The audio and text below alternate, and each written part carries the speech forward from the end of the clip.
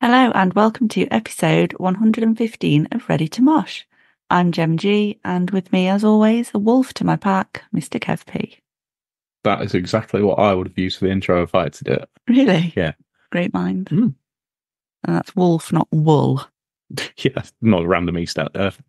Emmerdale Fall Emmerdale, I don't know. Yeah. Can you tell we don't watch soaps? Anyway, so today we've got another guest interview for you. We are chatting with Dan from Thrasherwolf.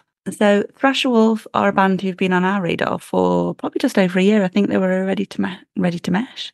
They were a Ready to Mosh recommendation start of 2023, I think. Yeah, possibly before then. Could have been around about that time. So, we've known about them a little while. We saw Thrasherwolf a couple of times last year, which you'll hear more about in the interview, along with Dan starting to feel a little bit better after the last time we saw him. Yes, and lots more, I guess. So here it is. Okay, so on today's episode, we're joined by Dan from Thrasherwolf. How are you doing, Dan? Hey guys, how are we doing? Yeah, we're good, thank you. Thanks for joining us. It's an absolute pleasure. Really happy to be here. So I've got a really interesting question for you, Dan.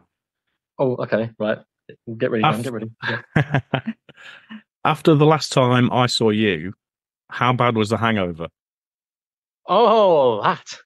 Right. A very, very interesting story after that, as a matter of fact. My body is starting to repel against me. I can't really go mad anymore. I'm not even 30 yet. So I'm really having to cut back on the drink. I can't even eat like I used to be honest. So I'm having to really sort of sort out my lifestyle. I'm working out a lot now. So I remember getting in the cab, going back to Liam from Hellfected's place. And that was the last thing I remember until I woke up in Chris's sleeping bag on a camping bed. And I woke up, it was like 3 o'clock in the morning. I was like, something's not right here. And this is a good idea of mine, actually, with my mother's, but I'm not going to, it's mine now. I keep a bag, like loads of bags in my jacket pocket in case I need to chunder. And, I feel like if you're going to chunder, make it a chunder in your own bag. Do you know what I mean? Like, not other people. But I ended up waking up. I was like, oh, something's not right here. Prepare the bag. And so it's right next to me. I'm fine. I lay back down. I'm like, right, let's try and ride this out. No, it's not going to happen. And the entire kebab came up. So did the desperado. And for the next 6 hours, I was in their kitchen, throwing up into the toilet and into bags and stuff. But do you want to know the worst part? The actual mortifying nail in the coffin was that I had a date that day. So I was driving back, driving back. Like the date, she was in like a town on the way back to London in Aylesbury. So I was driving down to Aylesbury, and it was just as I got to Aylesbury, I realised, oh my God, I left the chunder bag in the kitchen. Oh my God. So you can imagine the message I get from Chris and Liam the next day. Oh, Dan, that's proper nasty. Oh God. I mean, Liam was pissing himself, but I owe Chris a few drinks. Just say it that way. Smells fucking rancid. Oh God. Yeah, it was a hell of an effort you put in that night. It's got to happen, man. It's got to happen. Sometimes you just have to let go and just see where the night takes you. In which case, my night took me into the bag. Okay, we'll move on from that then. So, the band then. So you started in about 2019, the band formed. How did you actually all get together? Well, officially, we started 2019. Unofficially, I'd say we started about 2017. I mean, just for official purposes, and because the new shirts will be released very soon. New logo, yeah. Exactly. We got the new logo with all like the sort of like biker thing going around it. Massive version of that on the back as well. Can't see it, but I'm not, you get the idea. We officially started in 2019, but unofficially in 2017 when I was just getting some random friends together and and in literally this very room, just like had an amp propped up against the wall, getting people around, just jamming a few things. I always used to love writing songs and sort of taking influence from, say, the masters of my craft, Exodus, Slayer, Metallica, or some of the lesser known ones like Lazarus AD, who I absolutely adore, even though they're not around anymore. So I used to invite them around, used to write the songs, get all the tabs written out. We used to get all around, like start practicing properly. We had an electric drum kit over in that corner over there, where all my gig stuff is now currently kept. That was a death trap, that electric drum kit. But the drummer used to be my biological brother, who left the band in 2020. I think, was it 2021? No, it was just before our gig back after COVID, which was Coldville Metal Invasion 2020. I think it was 22. I think anyway. But yeah, it just sort of evolved from there. I realized that the people who I invited around couldn't play a note from anything else. So of course I fired them, and I got better musicians in, and I was sort of like the really sort of proper dedicated one, the one who really stuck at it. I remember writing every single chance I got, and of course, as you write, you get better as a guitarist. You sort of get better at your craft, and don't get me wrong, I've still got a ways to go, but I like to think I'm at least getting to a level where I can bring Thrasherwolf and put it onto the next level as well. I deliver performance, so that helps me. I ended up finding Jack on bandmix.com, or I think it was either that or joinmyband.com anyway. But let's just say The Vortex was his rehearsal song, and if that doesn't fill you with dread, I don't know what will. But he came along. We got a couple of open mic nights, and I think a gig at a university or something. They didn't feel like Thrasherwolf, really, and that's why I'll always say to this day that Thrasherwolf wasn't truly born until we started gigging in 2019, which was at the New Cross Inn in London. So, talking about sounds as well, what made you go for the sound that you have? Is it all those influences from before? It's a bit of a mix, really. All those influences before, and the sort of thrash I make, it's got a variety, I'd like to say. We do ballads, we do slower, chunkier songs, we do the faster, old school stuff, and we do modern thrash along with it. You'll hear all that in the second album as well. From I'm just going to name drop the songs here, from the new ballad, which is called Haunted. Deep PTSD sort of, it's like Ruins, where it explores a concept that you can't really put into words. In this essence, it's like a survivor's guilt and PTSD, just sort of wrapped up in this ballady package. And the sort of like the longer epic, things like Scream Till Death and Inside the Sickened Mind, which will be the ones that I sort of really want to push dramatically, thematically. In terms of like the theatrical essences of it, the shorter, chunkier ones like GBH, and which we already do play live, which people have taken to very, very nicely. But it was just a mix of the legends that I listen to, all the stuff that I love, and it's the sort of thrash that makes me feel alive when I play it, when I write it. I love it. And you had a busy year last year. Were there any particular highlights from that? Well, I'd like to say the end of the year was a definite highlight for us. Like the beginning of the year was I thought quite slow. But then of course we got to play Mangata Fest, which was an awesome one. I honestly loved to play that. I'm hoping they'll have us back on the main stage at some point, because it looked magnificent when we were standing on the balcony. But the Red Room was wicked as well.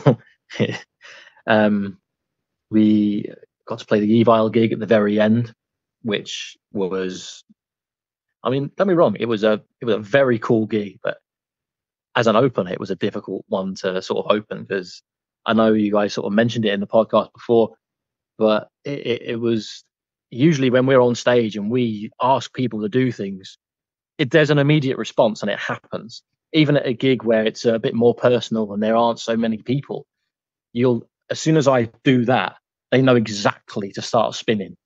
They know to get that vortex started. If I tell them to do that, they split the room and they just do it. And like, it's magical when it happens. When it doesn't, it is a bit jarring. You can't let it show. You just get on with it. But maybe it was just because they were there for Evile, and like Evile only, really. But that sort of, they were good. They were banging their heads. They were like really giving it some. But like, of course, they just didn't want to move.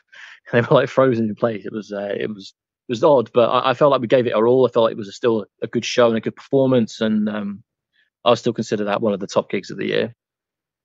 We also started headlining a lot more last year as well, having our own sort of headline slots.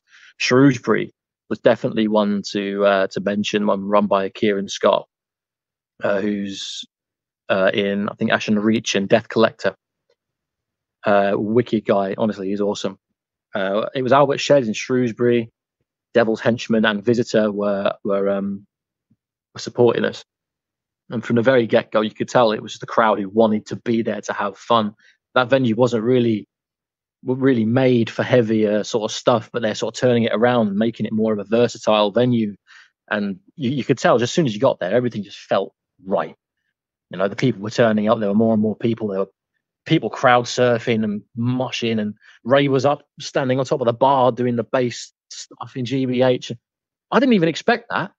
I was just there like doing my stuff in GBH, and I was like one of the final songs or something, and I'm looking up, I'm like, what? Ray, get down from there. We'll get billed. Screw it, stay up there. It's awesome. There. But yeah, that was definitely a highlight of the year. I love the Albert Shed. I want to go back there soon. Well, when you played the Red Room at Mangata, I think that was the first time we saw you guys. And that room was absolutely heaving, and everybody was going for it. Yeah, I was very happy with that. It was sort of one of our first proper like festival experiences. Because other than say Altfest or Coldville Metal Invasion, which again we've always had a good turnout for, this was our first sort of outside festival, and like massive props to Laura Pearson for putting it on, and Mangata, the guys at Mangata Promotions. I love those guys; they're fantastic. Hi guys, if you're listening, have us on the main stage at some point. Who said what? No, it was a proper festival experience. We were really happy with the turnout. Like people were moshing. Like it felt good to play there. Really hope we can do it again. Fantastic experience. Yeah, I think the difference between that and the Evil gig was, I think it was the age. Like the average age for the Evil gig was a hell of a lot higher than the average age for Mangala. This is true. We did get the people come up to us at the merch stand afterwards and be like, "Oh, that was a wicked show. Oh, we wish you were playing Stone Dead this year," because we all know how Stone Dead went. I mean, love the festival, but we didn't win. a decision I really don't understand. Yeah, well, we voted for you guys. Honestly, we really appreciate that. Honestly, but some of the bands they had on that heat probably had like hundreds of thousands of followers on, say, things like YouTube and what have you. So they probably put a video out and it went mega. So I can understand how that happened. But every year we try for Stone Dead, we get a lot of growth. So it's always a big plus anyway. So we want to keep going with the whole moniker of bring thrash to Stone Dead, because I hope that's going to become like a little, if we end up playing Stone Dead, it'd be nice to keep that as a little slogan, So with the festivals, obviously, you've played a lot of festivals. You already mentioned Mangata, Altfest. What's kind of been a standout? And has there been any sort of difference in the setup between the festivals? Right, so we've played Thrashchester before. We're actually on the lineup for Thrashchester this year. Every time we head up to Thrashchester, it's a good time. The 0161 know how to party. That's always been the thing we've known when we've gone up to Manchester or that sort of way. Is the crowds have always been immense. They've always done the entire room is just up in an absolute chaotic uproar. But in terms of how things have been sort of set up, I haven't really noticed that much of sort of a difference. It's hardworking people working for working for a good cause, whether it's a charity festival, because we've done a few of those before, like Sarcoma Fest or the one for Monkey Paws, Dogtalica. It's always been pretty much good people, good cause, good bands. Let's get a show going and see how it turns out. Okay, so just wanted to talk about the trifecta as well that you have with Blacklist and Hellfected. How did that all start? Right. So I think they were already talking about it behind the scenes when Thrasherwolf sort of joined into one of the chats. The sort of figureheads of the three bands have always been quite good friends anyway. Like, I've known Liam for a good 10 years now. Roughly about 9-10 years. It's been a long time. Wow. I feel old now. I know they haven't known Tyler quite as long, but I think we've all got quite a close friendship going with each other, and we thought, you know what, we're all three rising thrash metal bands. I feel like instead of going separately and just doing things on our own, if we band together and we take it somewhere, we reckon we could really make a good brand out of this. And I feel like it has. I feel like each corner of the country really, the country's scene really knows the trifecta, knows what we're about, knows just how we operate. I think it was actually Neil from UK Thrashers who came up with the original sort of branding, the original logo. So I feel like it was a mix of, say, the three bands coming together and Neil. And then obviously we were with Unearthed at the time, and we all just sort of pushed it, did tours together, did loads of shows together. And although Unearthed is gone now, the trifecta is still here, and it's still powerful, and it is still going to be doing a lot more shows in the coming years. Another thing I want to know is who designs the artwork, because I think it was the artwork for Thousand Eyes. Is absolutely incredible. The artwork for Thousand Eyes we got done. I like to do little sketches. So whenever I have like an album cover idea, I just get a big pad out and I do like a concept sketch or something. I sent a concept sketch of that guy you see in the Thousand Eyes artwork, sat down at the computer, with the screens all around him, and I was like, it's like a rudimentary form. I sent it to this guy called Dimitri, or Zeeming Watcher, as he likes to be called. Ukrainian guy, absolutely magnificent artist. And I sent it to him, and he was like, yeah, I absolutely love this concept. Let's get it sorted. And like that, within about 5 days, he'd sent me this amazing piece, literally for 150 quid. This is the sort of artwork you'd usually be expecting to pay someone like Dan Goldsworthy something about for about 500 or 600 quid for, you know. And this guy was doing it for about 150. I found him on DeviantArt, of all places. I mean, it's not always the safest website, DeviantArt, as we all know, but you know, I was searching for artists, and I thought, you know, where better to find artists than a place about art. So I took the dive into the deep dark web, and I was like, right, let's do this. And we ended up getting him commissioned for another piece as well, which everyone will see soon once we begin the campaign for the second album. Let's just say, with what is going on in that picture, I want to make some 3D models. Get them set up, because it will. Oh my god, the artwork is insane. Unfortunately, though, since everything started over there, we lost contact with the guy. So I'm really hoping he's okay. If you're watching this evening, let me know you're okay. But honestly, I want you to be okay. Your artwork is fantastic. We love you, man. Okay, it's time for the quick fire round then. God, bring it on.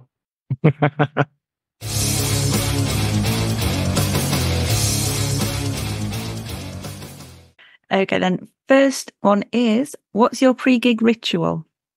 Practice. Lots and lots of practice. Or, no, just a lot of practice. Pacing up and down and then practice. What's your favourite smell? The smell of freshly cooked crumpets. Oh, so that's a new one. We've not had that. Yeah, that's a good one. Crumpets are absolutely god tier. I would be happy to be caught in the crumpocalypse. What's your favourite film? Favorite film? Snatch. Okay. Interesting choice. Anything by Guy Ritchie, I'm pretty much a fan of. Lock, Stock, Two Smoking Barrels, Snatch, and I think he's got a new one coming out soon. I think he has anyway. But yeah, Snatch, amazing film. What are your favourite crisps? Oh, that is a question and a half, man. I can often be found with a tube of Pringles in my hand. Any particular flavour?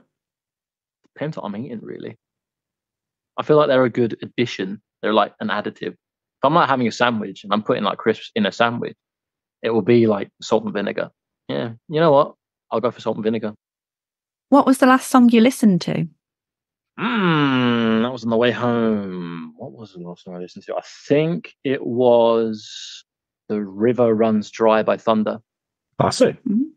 I love Thunder to death. One of the best British rock bands this country has ever seen. What is your favourite pizza topping? Sausage. Good solid choice. If you're a ghost, who would you haunt? Gene Simmons. Excellent choice, yeah.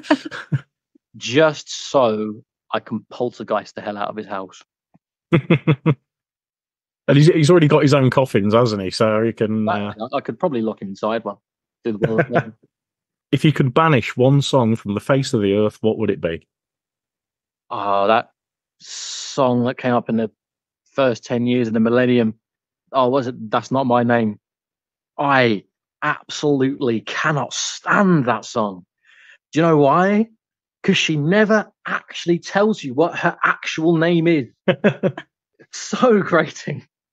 I think of anything that's kind of that was a song I just wasn't expecting you to say. I don't know why. It's just so irritating. I can't. Oh, I'm trying to remember who it was now, and I can't think. I can hear it. But I've got the song in my head now. We'll look it up after. We will, yeah, yeah. I think that was the final quickfire. It was. You've survived. Excellent. And some new answers that we've not had before. I like to be a bit different.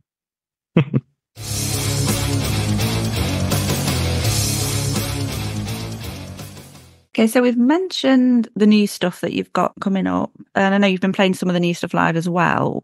Are there any dates planned for a release of a single? We're really hoping to get the stuff sort of released, I'd say mid-year. There's a lot of opportunities that I feel we are missing out on by stalling this album. I won't say we're stalling it, but we really are.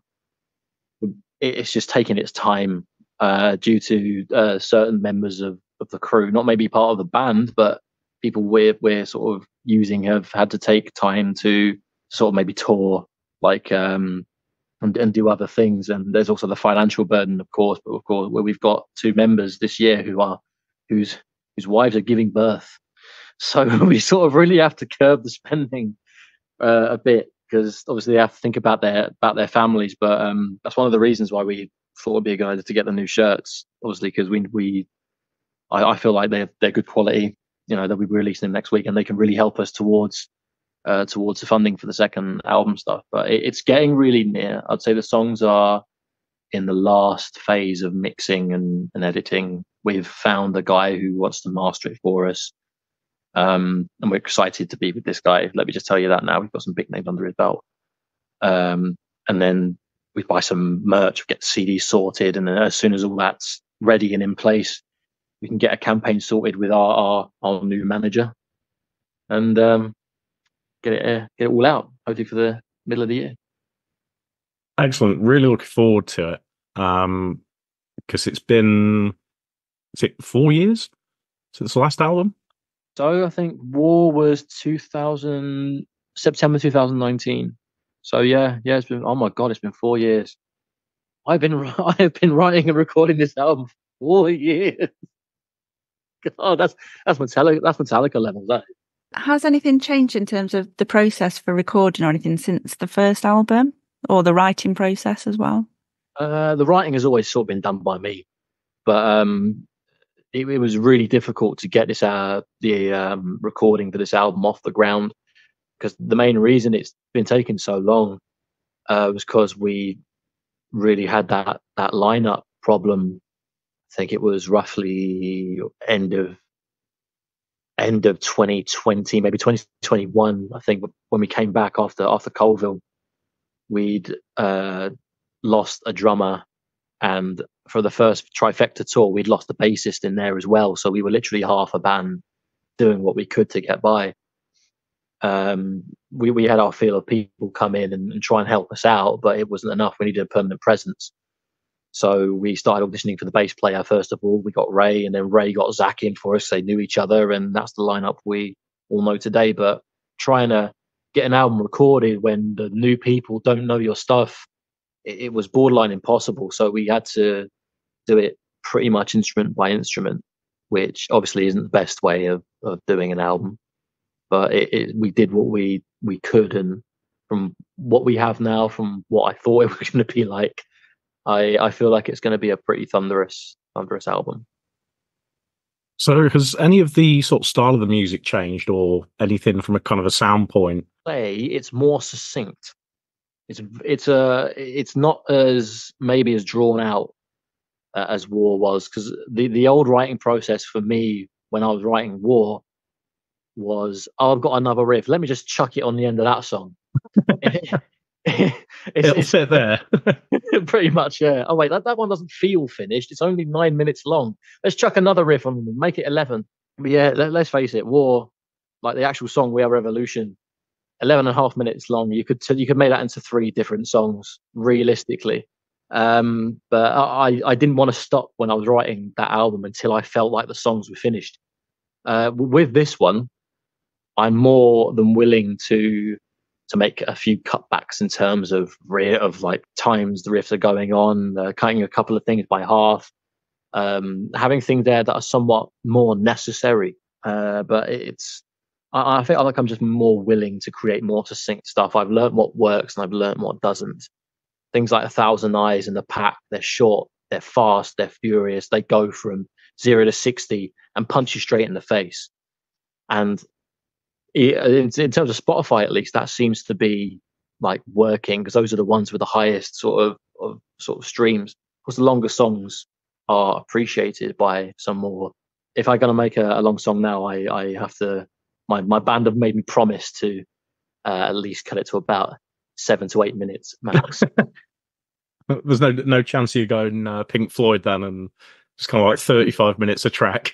Well, I mean, I guess with the longer songs, we could be considered prog thrash. I guess, I don't know. I like to think we're more crossover thrash. Really, we have all those different elements inspiring the different variety of songs we do. I'd say this album is shorter, but in all the best ways possible. And you've already got quite a few dates booked in for this year. Is there any in particular that you're looking forward to? There's a ton this year. Since the year has started, and we've got under UK Thrashers, and we also have another secret manager in the background. Just putting that out there. They've both been working really hard to sort us a year, and we've also got tours planned for the second album when it finally releases as well. We're trying to get overseas, so we need to leave some time. And for the first time in a while, I think we've actually had to say no to a few gigs. Oh wow! Because we need to keep certain days free, certain times open, so that we can start planning more important things. But there is such a hell of a lot of things going on this year that it breaks my brain a little. I would admit. I'm really looking forward to Deprivation Festival for starters. Main stage on the Sunday with Evil yet again. Really excited to be back with those guys. They were really friendly last time at the December show, and they just felt so down to earth. I felt like I could talk to them. Like when you're with a big band and you sort of say hello and they sort of meet you with a cold stare and a grunt. It's very discerning. A bit like how the guys from Candlemass met Slayer first of all. Samuel Collins walks up to Kerry King, goes, "Oh, hello," and Kerry King just goes, "God, what the hell?" But yeah, I love the Evile because of how just warm they were, how I could chat to them, how they felt like there with us as opposed to being there for them. Yeah, I'm really looking forward to that preparation. We're going to Thraschester again. We've got quite a decent position in that festival. An amazing lineup, absolutely amazing. With the entire trifecta on it, it's going to be a big one. And our brothers in Imperium, Northants open air, which will be our first open air experience. We're very much looking forward to that. And you're on the main stage there, I think. We are on the main stage. I was very surprised to see that when we got sent the poster. We're sort of quite high up next to Imperium on the main stage. I was like, "Boy, this is going to be sick." So I'm going to head up there, camping for the entire 3 days, get absolutely crunk on the first day, play on the second day, get absolutely crunk for the third. It's going to be really exciting. Very much looking forward to that. Tons of stuff. We're headlining Cardiff as well. That's going to be a really, really cool show. Yeah, that's just so much that we're looking forward to, and I do believe that Colville Metal Invasion is still happening as well, just under a different banner. So if anyone thought it was going to be cancelled, we're listening to this, then it's not cancelled. It's still happening. We're still going to be main support for. I think it's Sworn Amongst. On the inside stage on the Saturday, it's going to be absolutely magnificent. I love Colville. That's a great place. And one of the things that we're especially looking forward to is when you play on the 20th of July with King Abyss in Mansfield. Oh, yes. That is going to be a hell of a good show. Obviously, it's a new venue, isn't it? It is, yeah. And it's... So this is almost like the Pack christening Mansfield. Yeah. This is going to be a really cool show. We've got some stylistic options we've been talking about as a band as well to improve our image, and we're going to be slowly implementing that in the year. So come Mansfield, we're going to be full image impact, so to speak. We'll come away for that one. We've got tickets for that, so we will be there for that one. It's kind of like the venue's 10-15 minutes from where we live. Excellent. I'm really looking forward to it. It's going to be great. And so longer term for the band then, are there any kind of hopes that you've got, or is it like an ultimate venue that you want to work towards to play? I think going into it with the mindset of having a dream instead of a goal is sort of the wrong way of looking at it. It's more like when you are in the band, you're in it for the long run anyway. If you're in it for the short run, what are you doing in a band? So when I started this, I always had the impression that as soon as I started it, I would be here from the very beginning to my very last moments. So I've always played by that. And whether people come and whether people go, I will always remain to head Thrasherwolf, to be the proxy, to be the figurehead, so to speak. Because it's essentially my baby. It is my child. I've reared it. I've helped it grow. I've seen it blossom. So for this band, all I can see in my head, or us like goaling for, is just the very best. It's main stages, it's festivals, it's European tours, it's good record labels. I want to see us do what the old legends of the bygone eras have done, make a name for ourselves, grow the Pack far and wide. Like that was also one of the things I wanted to do when I first started this band. I wanted, I wanted the Pack. I wanted a group of tens of thousands of people across the planet who are willing to help each other, to get to know each other, to be each other's friends, to really create a family feel. So I guess, yeah, you could say that is one of the goals that I have when it comes to Thrasherwolf, is to build the Pack far and wide, take this band as far as it can go, even if it means we are the first band in space. I don't care. We'll take this into space if necessary and play a gig on one of Jack's satellites or something. I don't know. Right, well, thank you so much for joining us, Dan. We can't wait to see you at the Mansfield gig. Of course, there's Northants Rock. You're at the Attic in Nottingham as well, Deprivation Festival, and at Thraschester. Yep. along with a plethora of other smaller gigs throughout the year that we are really looking forward to playing as well. So honestly, we cannot wait to see you guys. We can't wait to see everyone who's listening to this come to the Thrasherwolf gig, to get merry, to get absolutely crazy. Our new thing, to go feral. Yeah, we're coining that one. We want this year to be Thrasherwolf's year. You know, we're looking to make this the biggest year that we've ever had. So we cannot wait to see everyone. Thank you all so much for your time. Thank you for your loving support. Ready to Moshcast is awesome. Listen to them. They're brilliant. Thank you all so much. Fantastic. Thanks a lot, Dan. Legend. Well, we hope you enjoyed that interview. We had a great time chatting with Dan. Go check out the Thrasherwolf dates if you get a chance to see them, if they're near you. They're definitely worth watching. Like I said, we've seen them a couple of times now, and we've got tickets for another gig that they're playing. You can also find out what they're up to on their socials. Just look for Thrasherwolf and you'll come across those as well. And don't forget, you can find us on Twitter, Instagram, Threads at Ready to Mosh Cast. We're also on Facebook, TikTok, and YouTube at Ready to Mosh. So give us a like, share, follow, 5 stars on whatever platform you're listening on. Write a nice review because that all really helps as well. And we'll be back soon with another episode.